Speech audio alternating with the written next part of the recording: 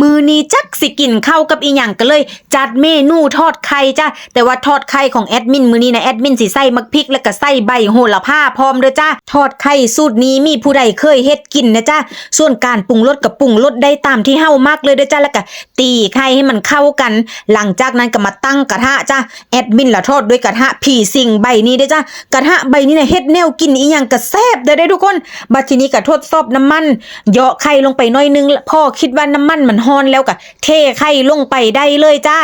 คันผู้ใดมักแบบฟูๆก็ใส่น้ำมันหลายๆได้เลยเด้อแต่ว่าแอดมินบ่ค่อยมักแบบน้ำมันหลายเนาะมันอยากอมน้ำมันก็เลยใส่น้ำมันน้อยเดียวพ่อจ้าเอาบัดทีนี้ก็ทอดแล้วก็ตะล่อมไข่ให้มันลงไปทางล่างแน่เด้อจ้าเพราะว่าไข่ทางเทิงน่ะมันหลายเนาะเฮาก็เคลียร์ไปแบบนี้ละจ้าสูตรการทอดไข่ทุกคนก็คงละรู้อยู่แล้วเนาะจ้าบ่ต้องบอกดอกแม่นบ่ทอดไข่กันเป็นทุกคนอยู่แล้วล่ะเอาพัดทีนี้พ่อกะว่าทางล่างมันสุกกับปีนทางแบบนี้แหละจ้าแต่ว่าแอดมินละปีนอีกรอบนึงเด้อเพื่อให้มันแน่ใจว่าทางในมันสุกคักแล้วนะจ้าคันสุกบ่ดีน่ะมันละยักข้าวจักหน่อยเด้แม่นบ่ทุกคนทอดให้มันเหลืองหอมแบบนี้ซ้ำนี้ก็เป็นอันแล้วเรียบร้อยพร้อมเอาไปกินละจ้ามากินข้าวกับทอดไข่น้ำกันจ้า